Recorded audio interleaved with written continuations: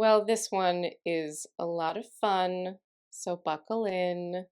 Check out the Patreon for a longer version of the discussion, but I will not delay us from getting to the kissing that's going to happen in this episode. But not by me. My name is Ashley Clements. My name is Kate Rorick, and these are the Look Back Diaries. La la la la la, Look Back Diaries. Yay! Kate is back again because we've teased kissing, and now we will have some kissing. Well, I mean, yeah, about time. There's just 2 kissing episodes, and this is one of them. Mm-hmm. It's called a slow burn for a reason, kids. We had to wait 92 episodes for the first kiss, and it's not even the primary romance. Although people are very invested in Jane and Bingley in the novel and Jane and Bing in our version, for sure. In part, of course, because we have the 2 most adorable, charming people playing them. We're serious, just the cutest. It's you would hate them if they weren't so wonderful. Exactly. As I recall, I leave this episode. Let's take a look at it. We're finally getting to the first sort of like fulfillment of the romantic promises. And that is the way it happens in the book, right? That Jane and Bingley get engaged first. Yes. And actually, I always felt like it's their engagement that allows Darcy to, like, I fixed my mistakes. Oh, yeah. I hadn't even thought of that. I'm sure other people who are smarter than me had. But of course, like, we know that he had a hand in the Lydia resolution and that helped endear Lizzie to him and also let her know that he cared about her. But it's such a great point that he can then feel like, okay, you can't be mad at me anymore. Well, I mean, you can be mad at me, but please don't be mad at me. I tried to fix my mistakes and not be a jerk. Yes, of course, you would have an astute observation that this is an element that makes Darcy feel like, hey, we're good. We're good now. Even though it is about secondary characters, it's still about the main characters because, you know. Well, a good secondary plot would be. Yeah, there you go. All right, let's go. I'm ready. Let's go. And it's also, of course, very sad that we say goodbye. Yeah, I'm talking about Ariel. Has landed her. I also remember that because Laura was always tracking down like clothes that would be cute for Jane, and specifically I remember that she showed up to this shoot day with that top and said, I thought Lizzie might wear this. And it's entirely see-through. And I was like, is this? It didn't honestly feel like particularly Lizzie to me, but it felt so sweet that Laura, and in a very Jane way, had wanted to and she had provided several other things that I did wear that were great for Lizzie. And so I was like, what do I wear this over? And she was like, just a tank top. And I was like, okay, but so I did because she told me to. Oh, Bing's here. And then big surprise, Bing? What? Oh, I'll be fine. Thanks, Eric, as well. Hello. Whoa. I mean, they are just adorable children. They're so beautiful. It's upside down. What? The flower on her shirt is upside down. It's like. Yeah, it's a thing. It's meant to be. Okay.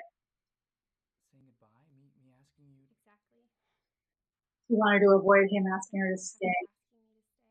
Uh-huh. Well, and I love too that there's, a feminist take here, that she's still gonna pursue what she wants to pursue. She's not gonna let a man. Jane, in this fresh start, it's not enough for me to just give up my career. Jane, I'm not asking you to stay. Because I'm dreamy and I wouldn't. Oh. I was asking if I can go with. He's not a doctor anymore.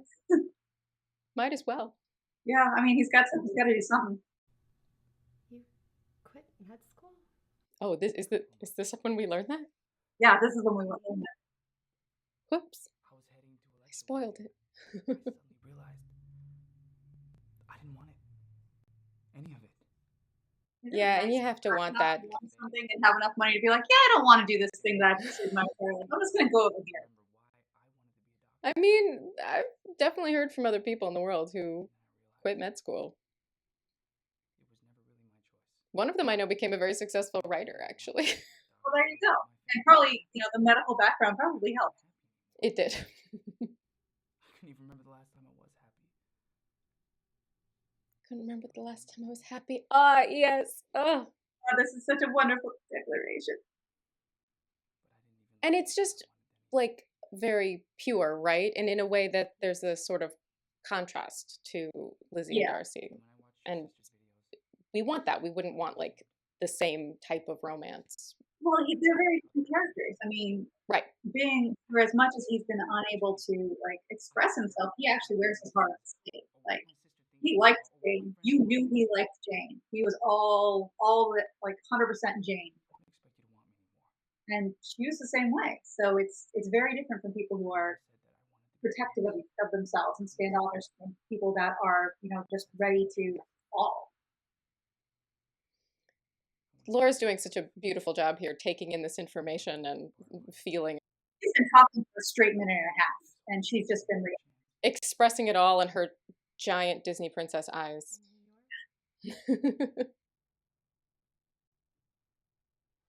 It's a very smart hair swoop as well, knowing where the camera would be so we could see the side of her face. Mm-hmm. I think I did it later. You can't. She says no. Why not? Boy, this was like such a big day because we shot the Lydia resolution stuff as well, and then this was Laura's last day. Like we really ran a real range. It was a lot of crying.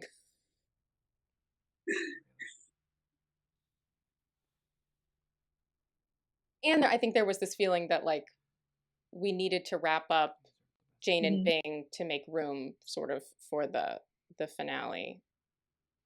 Are you now? Has the Lydia stuff happened yet? Like has she? Okay. Yeah. So this ends this arc. This is the last episode of what would be, I guess, 85 through 92. Yeah, 86 to 92, I think. Like she's just doing beautiful work. Yeah, this is not an easy thing to sell. It's this awkward, like, scene. Yeah, she's good. Yep. I mean, you do want to draw them as cartoon characters, though. Like, they're just... Yeah, I'm sure somebody did. Oh, yes. No, I'm sure there's lots of fan art of these two. Well, and like this is all very important for these characters and the audience. We needed to have the explanation of everything that has occurred. He needed to really explain and apologize. And what's so beautiful in this is that she's all of these ideas she had are suddenly changing. Like she thought she knew one thing, and he's suddenly showing up and saying everything that she would have wanted him to say. And it's just registering so beautifully on her face, and they're navigating through this. But it's, we needed to resolve those plot points and set these two up for success. Yeah, exactly. And Jane has rules about like how this is going to go, and I actually like. Oh, it's a hug, but wait. Wait, when did they make out? You told me there was kissing. There is kissing. Oh, yeah, kissing, I remember. Oh, that's a Disney kiss. That is a freaking end of the movie Disney kiss. Yeah.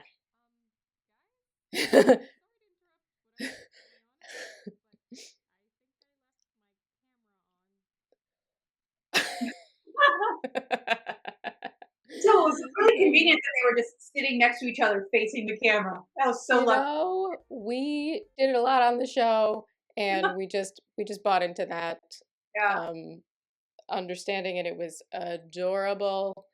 We love it. I mean, what do you say? Like, that's just like wish fulfillment of like, here we go. Like, here's all the good stuff. It's like, I'm sorry for everything I did in the past. And yes, as much as Darcy was an influence and his sister was an influence, he's the one who did it. He's the one who ghosted her before ghosting was a term. And Jane says that. Jane, like, because Lizzie's, of course, very happy to blame Darcy, but in New Jane, which I believe you also wrote, she says, you know, he's an adult and he made his own decisions. Yeah, there's a couple of things about this episode that I want to highlight, which I don't know like how well known it is, but I know Jay has spoken about this in the past. But the whole being dropped out of med school thing, total retcon. It was not something that we had set out from the beginning, but it's something that we found later, and it's a good find. It's kind of the like ideal of a retcon in as much as it's deepening our understanding of the story. One other thing about this episode was a very vivid memory for me was when I was writing Jane accepting Bing, is that she's doing it on her terms. And that was really important to me because, you know, in the book, the only agency that the woman generally has is whether saying yes or no. And in this one, she gets to set the terms of what her yes will be. It's like, we're not living together. I'm going to New York for my work. If you happen to be there, we can have dinner kind of thing. But it's, I am not moving for you. I'm moving for me. And he's like, and I will be moving for me. And I will also, I will do whatever you want me to do to make this work. And that was super important for me. And I actually like, I remember I got an email or a comment on Twitter or something to that effect from a mom who had watched this with her teenage daughter. And like when they got to that episode, like she was like, this actually sparked a really good conversation with my daughter about boundaries and about what a healthy relationship looks like. And I was like, cool, I did something. I also feel like had it episode 40, whatever, when Bing went back to LA and he said, hey, come to LA with me and shack up with me, she would have been like, yes, which would have changed their relationship. It would have changed the balance of power, it would change the nature of their relationship, and perhaps the relationship wouldn't have lasted particularly long. I think the audience would be kind of fine on a surface level because we've been conditioned to it. If they were like, yeah, let's go off and live in New York together. But we've created much more sort of like realistic characters by, you know, giving them these full lives. Yeah, it's not about Bing, and it's not going to leave her bereft and alone and just, you know, and like we saw in, because she's been through that. Yeah, she's not going to snickerdoodles again. When she went to LA, you know, to ostensibly switch offices, but in reality, she was there so that she could like be sort of close to Bing and see like and get him back. But no, it's this is better. Yeah, this is for Jane, and Bing can come along for the ride. In the Lydia book, Rachel and I, we go and we see Jane and Bing in New York via Lydia. And it was interesting writing what their current life is, which is very positive. And you know they're on their way to happily ever after. But it's like, no, we have maintained our separate apartments. I am doing this thing that I'm building here. Jane is like a rock star at in her fashion world, but we are building them separately together, kind of thing. So that was a lot of fun to revisit. Let's take a look at the comments and see what other impact this may have had. Haley Jones, Bing, I quit med school. Lizzie, editing in the dark, sipping on a box of apple juice. Fucking called it. That's such a random, funny comment. Earlier episode where you're like, when does he go to school? Like, why am I sipping on a box of apple juice? I don't know. That's such a random, funny comment. It's delicious. Love it, Haley. The kinds of comments we would expect. Kylan Beaumont saying, Bing, my family wanted me to be a doctor and I wanted my family to be happy. But what I really wanted to be was a Disney prince. And Victoria Vining, who else actually wanted a clip reel with Jane's hairstyles. I'm sure someone can make you that. Yeah, so they did. All the obvious doodle-a-doots. But yes, here, Brittany Matthews. Can we just appreciate Bing? He's like, what? No, I'm not going to ask you to stay. Live your dreams. I just want to come with. And he respects Jane's response and is on board with having rules. And he just respects her so much. I mean, I think the takeaway is just respect across the board, guys. Respect the women and they will like fall for you every time. Clearly, 8 years ago, this had 38 dislikes because Kenna Forever says, Caroline made 38 different accounts and disliked this video 38 times single-handedly. That's the only explanation I can come up with. I think she eventually came on board. Tiny Teacup saying, I'm so happy with this, especially how Jane handled it, realizing that she still loves him and wants to be with him, but making it clear that she won't give up her life or happiness for him, which is such an important thing. Yes, all the things you talked about, you achieved and they got it. The audience received. Thank God. You never know if it actually gets across. Our fans really picked up on a lot Everything. of stuff. Yeah. I mean, I've always been struck by how, and obviously there's an element of it being based on classic literature, but how just intelligent the Lizzie Bennet audience is. It's really attracted a crowd of people who want to think deeply, and it's lovely. We had such a lovely fan base. Honestly, I mean, yes, we have such a lovely fan base, but that didn't surprise me really because romance, the romance genre, has a voracious mega readers who all tend to be very, very intelligent and educated. And Well, and when you think about the two things that tended to drive people, at least initially, to finding our show, it was either that they came from the Pride and Prejudice side, or that they came from Nerd Fighters and the Vlogbrothers side, which is also a very smart group of internet people. So kind of both of our main feed-ins were, yes, this just intelligent group of primarily female viewers. That's just the facts of our demographics, and just a great, great group of like smart young women. we're so glad and we're so lucky that they showed up and enjoyed it. Honestly, it's in my resume. It's like one of the things I'm proudest of because I got to do Pride and Prejudice. I mean, come on, Pretty cool. pretty It's cool. pretty cool. And it really found and resonated with an audience. You know, I mean, like obviously making art for art's sake has a lot of reward, but it is very rewarding when people see and appreciate your art. That's a real joy. And we got to hear from them through these comments and all the conventions and things. And it was really, really lovely. And it's been really lovely to look back with you. It's been lovely looking back with you as well. Thank you so much for joining me and for all the contributions that you made in remaking Pride and Prejudice. Well, thank you so much for bringing it to life because, like I said, it would be a very different show were you not Lizzie. Thank you. Be a very different show if you didn't write for it.